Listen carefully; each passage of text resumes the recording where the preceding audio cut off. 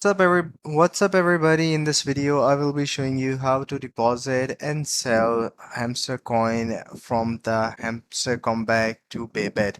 For that the process is very simple. Just go to airdrop section and go to Bybit in it. If you have already account you can log in with it, or if you don't have the account you can register and use the hamster promotion code in order to get the details. So first thing you need to have is UID. Go to your Bybit application and copy the UID. Then paste the UID in the Hamster Combat application where you need to paste the UID.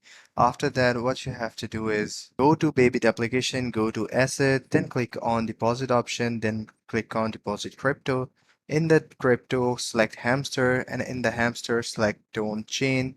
Then press OK. Here you will see two different addresses. One is the receiving address for the Bybit application, and the other is the memo. Just copy those codes and paste them in the uh, Hamster Comeback application. So that way your Hamster Comeback coins can now be deposited into the Bybit application, but all you have to do is to wait for the KYC. So that's pretty much it. I hope you find this video helpful.